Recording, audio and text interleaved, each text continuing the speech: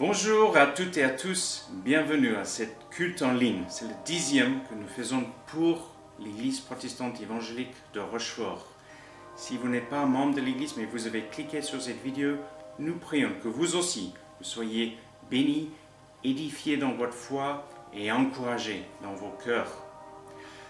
S'il est avant 10h30, n'oubliez pas pour les membres de l'Église de regarder dans votre boîte mail.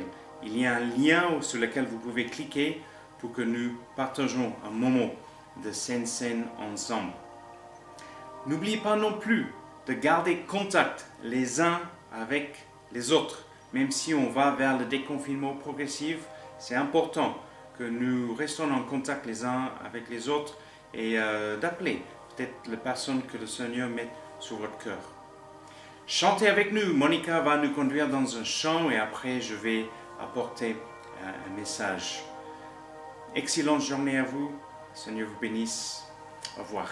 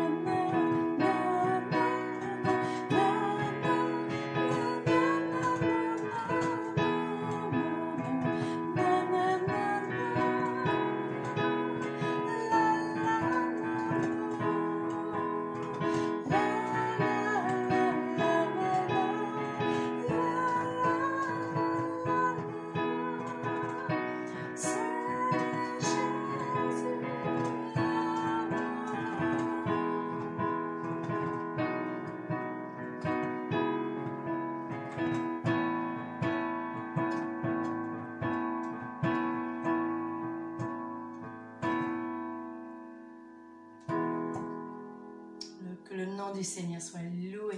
Que feriez-vous quand un de vos appareils électroniques ne fonctionne plus comme il faut? Par exemple, cette radio réveil, imaginons qu'il ne fonctionne plus parce qu'il est bloqué, il y a un souci avec un des paramètres des circuits électroniques.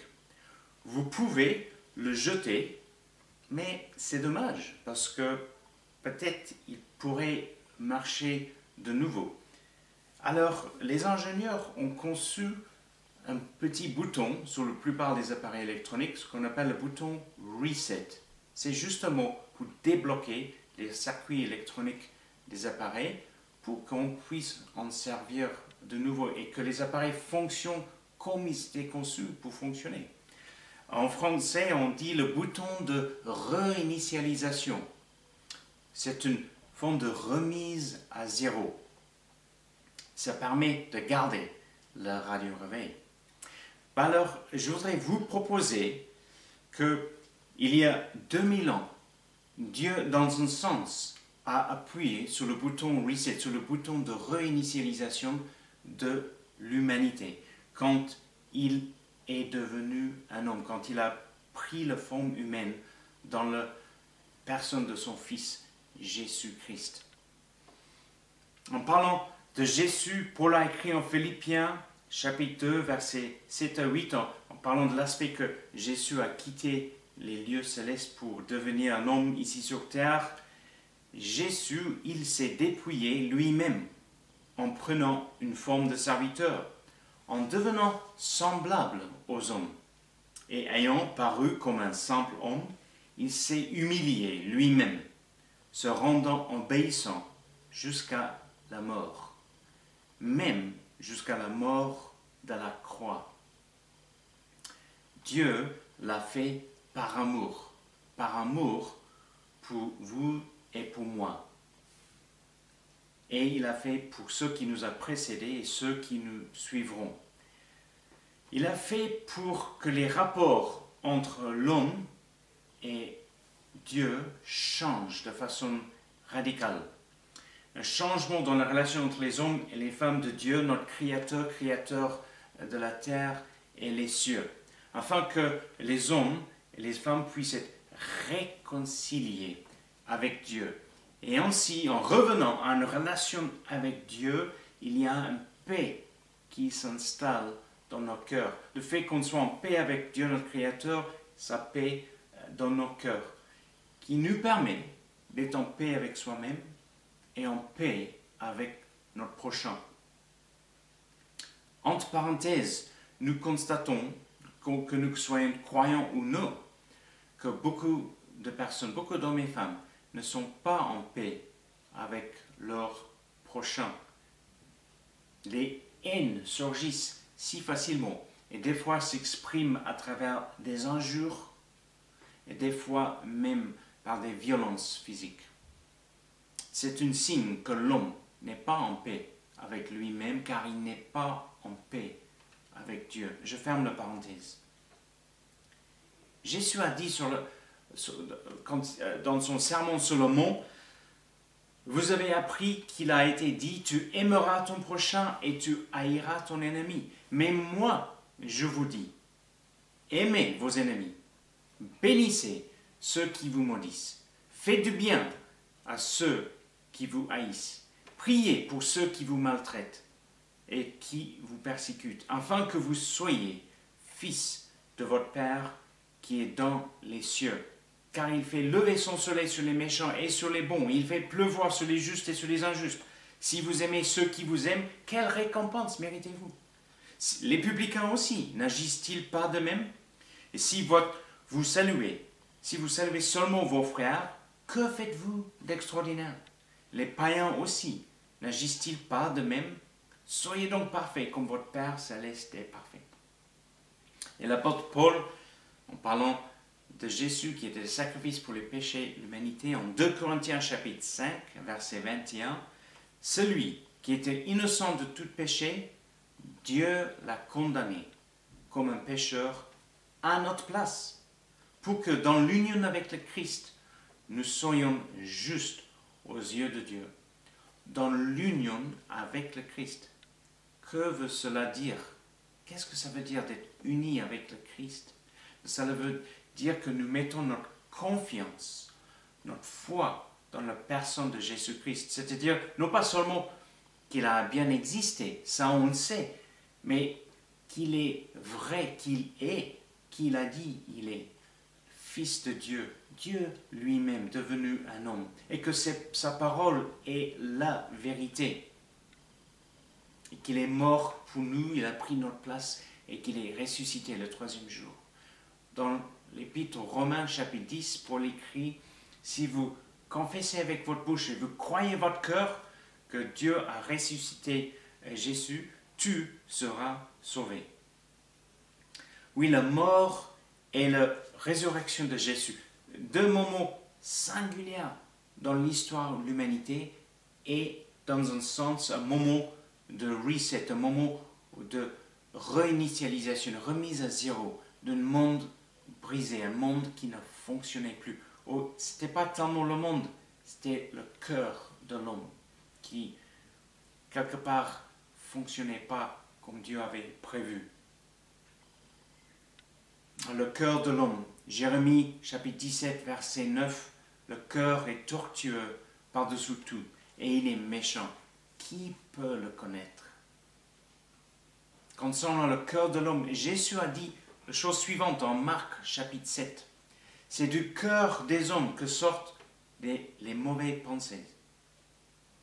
Les mauvaises pensées, excusez-moi, les adultères, les impudicités, les meurtres, les vols, les cupidités, les méchancetés, la fraude, le dérèglement, le regard envieux, la calomnie, l'orgueil, la folie. Toutes ces choses mauvaises sortent du dedans et suivent l'homme. Alors, Dieu aurait pu rejeter l'humanité et juger l'humanité et punir l'humanité. Mais il a décidé d'envoyer son Fils. Et dans un sens, je vous propose qu'il a appuyé sur le bouton reset, le remise à zéro, la réinitialisation, pour essayer de réinitialiser quelque part le cœur de l'homme, une action de Saint-Esprit. Je vais expliquer dans un instant. Dieu aurait pu nous reprogrammer, c'était une autre option. Au lieu de nous juger, au lieu d'envoyer son Fils, Jésus, pour prendre notre place sur le croix, il aurait pu dire, je vais les reprogrammer, je vais changer les circuits dans leur tête, dans leur esprit. Il aurait pu enlever notre libre arbitre et réduire nos facultés intellectuelles au simple niveau de réflexe et d'instinct. On sera obligé de faire le bien, mais aveuglement, sans être vraiment conscient de qu'est-ce que c'est le bien et le mal. Mais dans ce cas-là, on ne saurait plus les être conscients. On ne serait plus en mesure d'aimer et de savoir même qu'est-ce que c'est l'amour. Parce que l'amour, c'est un choix que nous faisons. Et d'accepter l'amour de quelqu'un d'autre, il faut savoir qu'est-ce que c'est l'amour également. Alors, au lieu de nous reprogrammer, Dieu, dans un sens, a appuyé sur le bouton réinitialisation. Mais il a fait en envoyant son Fils Jésus-Christ pour prendre notre place sur la croix, nos péchés transférés sur Christ, et il a payé le prix pour nos fautes, comme dit la Bible.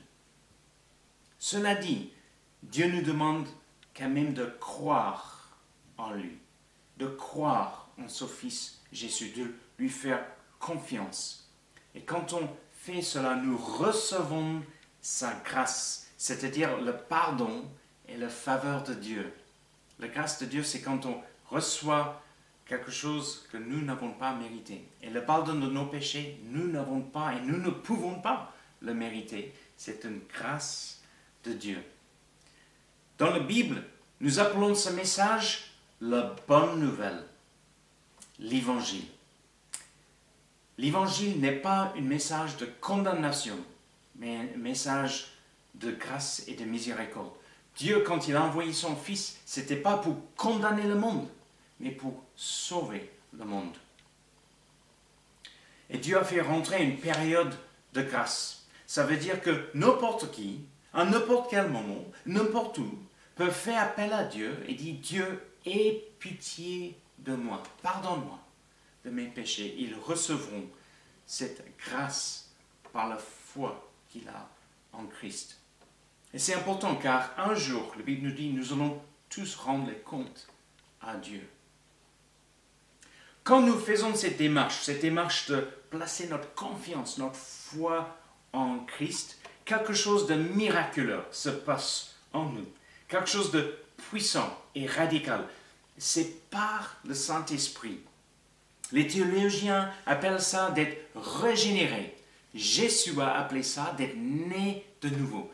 Une nouvelle naissance, une naissance spirituelle. On ne sent pas donc des effets physiques car c'est une naissance spirituelle. Mais c'est quand même profond et c'est réel. Dieu commence à agir en nous par son esprit. Il nous donne une nouvelle identité. On devient fils et filles de Dieu, des enfants de Dieu. Écoutons en Hébreux chapitre 10 verset 16. Voici l'alliance que je ferai avec eux après ces jours-là, dit le Seigneur. Je mettrai mes lois dans leur cœur et je les écrirai dans leur esprit. Il ajoute, je ne m'en souviendrai plus de leurs péchés ni de leurs iniquités. Alléluia. Alors, si nous revenons à nous actuellement, ce que nous sommes en train de vivre, ce que nous avons vécu les 8 dernières semaines de confinement, nous avons commencé un déconfinement progressif, inédit, dans le sens que ce n'était pas juste une ville qui était confinée, ce n'était pas une région qui était confinée, ce n'était pas une nation qui était confinée, mais la quasi-totalité du globe, le monde international, quasiment confiné, inédit. Je ne crois pas que Dieu a envoyé ce virus.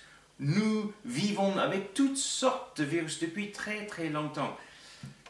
Et notre système immunitaire apprend à détruire la plupart des virus. Et à ce point, je voudrais juste prendre un moment pour exprimer de nouveau toutes nos condoléances avec toutes les familles en France qui a perdu un membre de leur famille à cause du Covid-19. Et nos prières sont également avec ceux qui sont actuellement en réanimation et leurs vies sont peut-être entre la mort et la vie. Nous avons tous constaté dans cette période de confinement et même actuellement dans la période de déconfinement qu'il y a un arrêt à tous les cultes, quelles que soient les confessions de foi, tous les cultes sont arrêtés. Mais pour nous, les chrétiens, il n'y a plus de culte, il n'y a pas eu depuis 2 mois, mais pas seulement. Pas de réunion de prière, pas de réunion de groupe de maison, pas de conférences chrétiennes. Combien de conférences étaient annulées?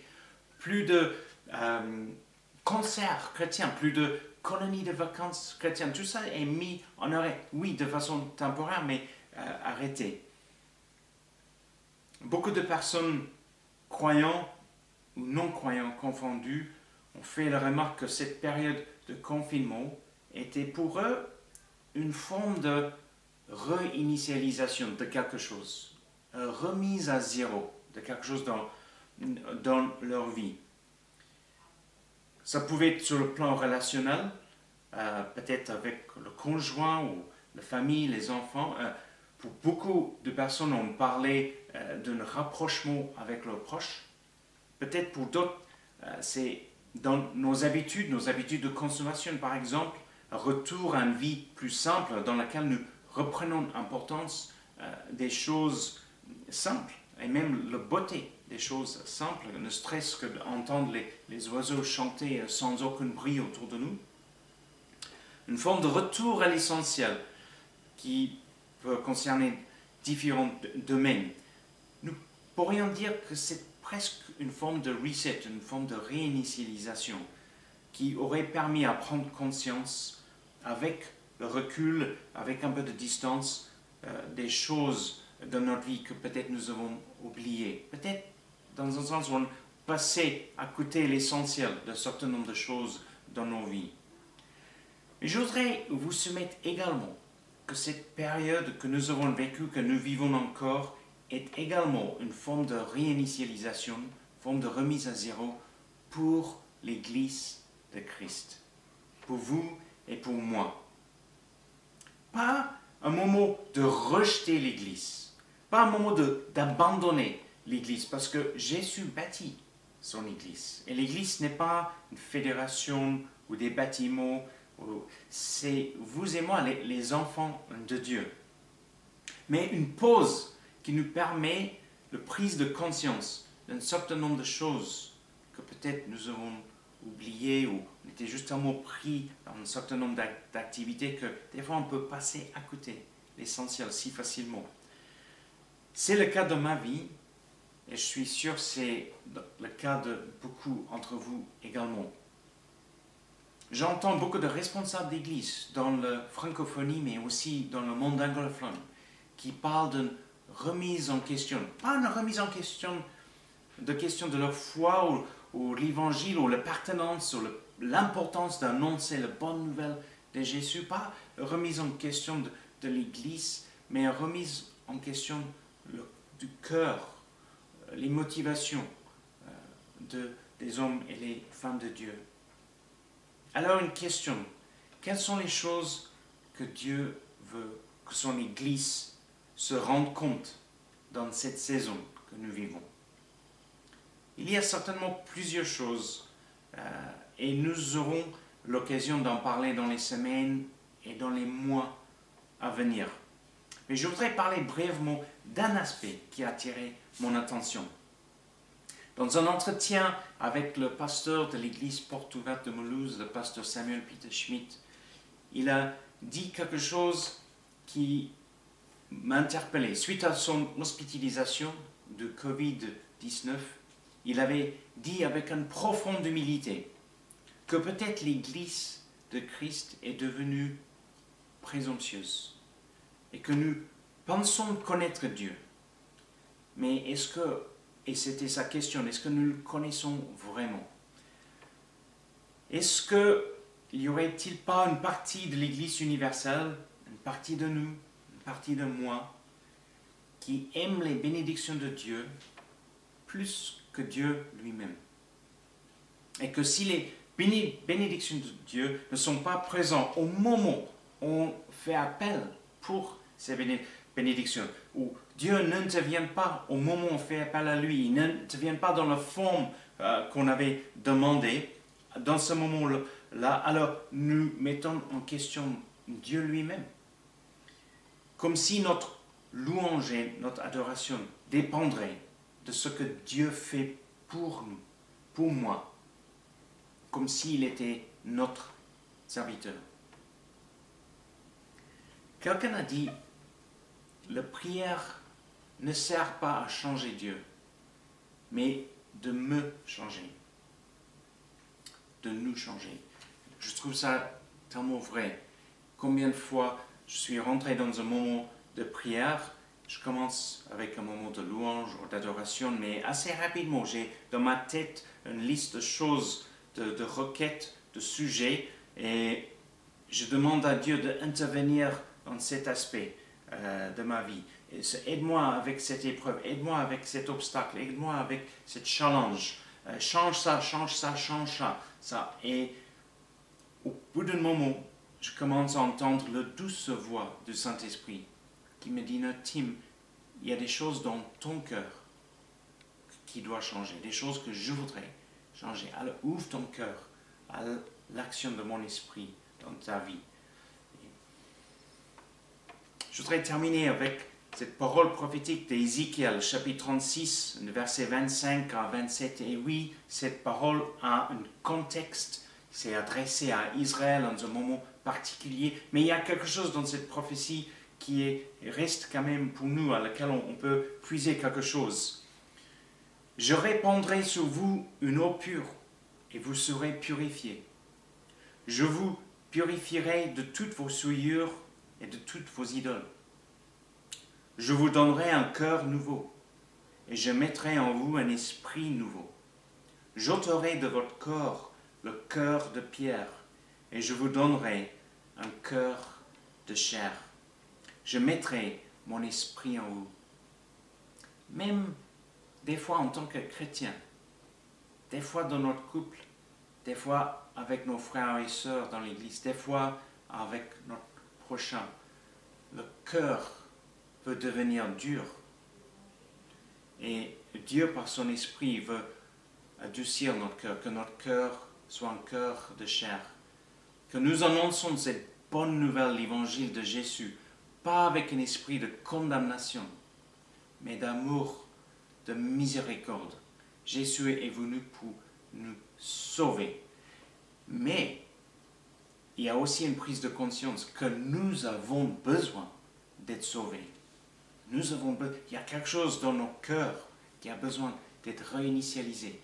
Que nous ouvrons nos cœurs à Dieu et dire, oui, Dieu, mets ton esprit en moi. Que ton esprit agisse dans mon cœur. Que mon cœur soit animé par ton esprit. Réinitialisation par ton esprit de ma vie et des choses que tu veux changer dans ma vie. Que je puisse te refléter à ton honneur et à ta gloire. Amen. Prions. Père, nous lisons dans ta parole qu'avant que soient nées les montagnes, et que tu aies créé la terre et l'univers de toute éternité et pour l'éternité, toi, tu es Dieu. Notre louange, notre adoration, notre amour, notre obéissance, notre sacrifice, notre désir de te suivre n'est pas conditionnel. C'est simplement lié à qui tu es et ce que tu as fait pour nous.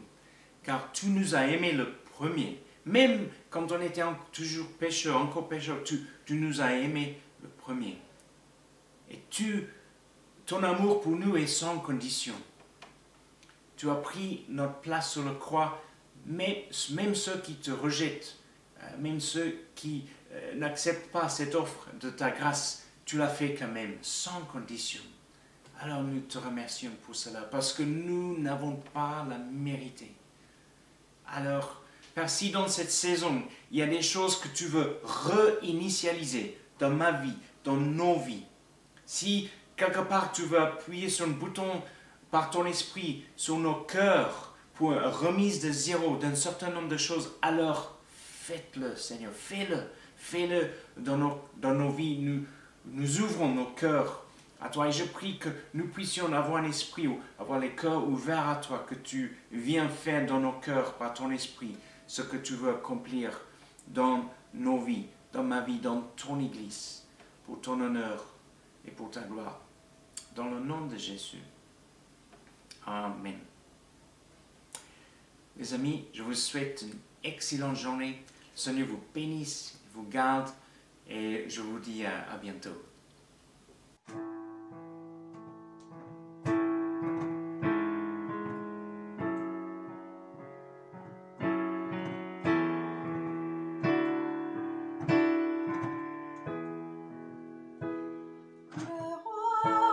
Sa beauté,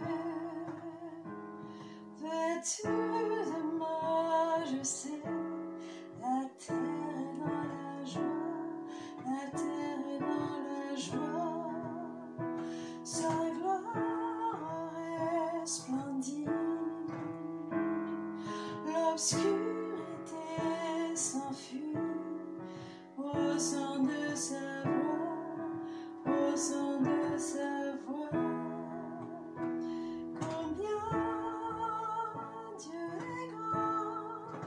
Chante-le combien Dieu est grand et tous verront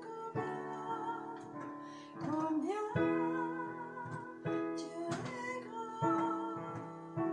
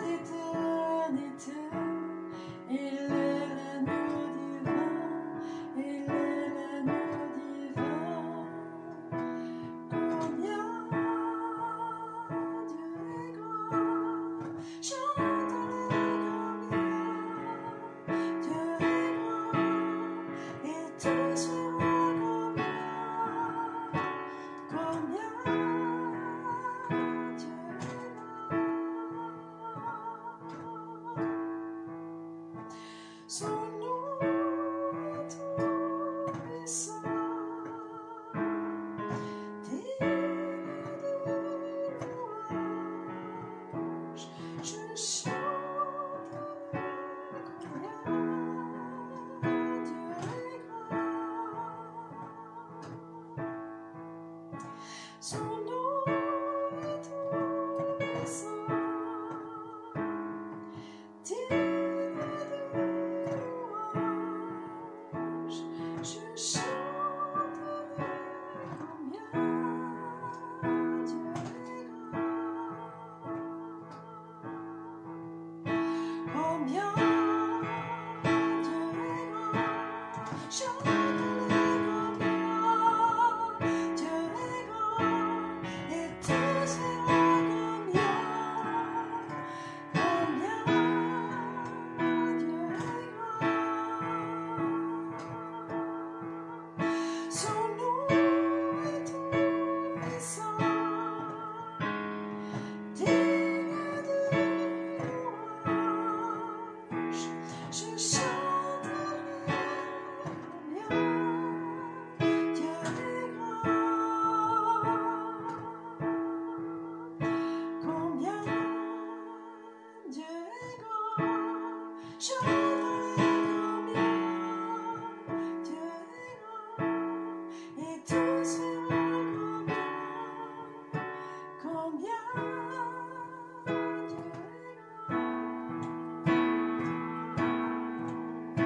combien Dieu est grand.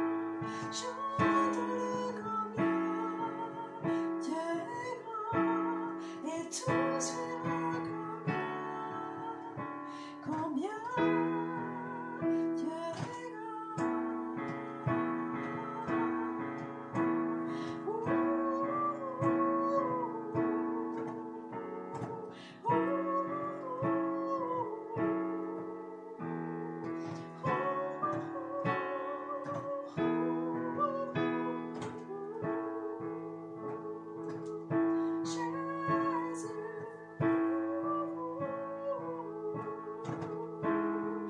combien Dieu est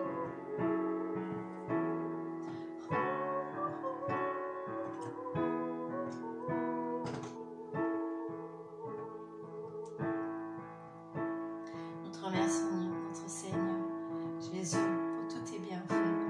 Tu es grand, Dieu. Nous voulons chanter combien tu es grand. Tu vis d'âge en âge. Tu nous aimes.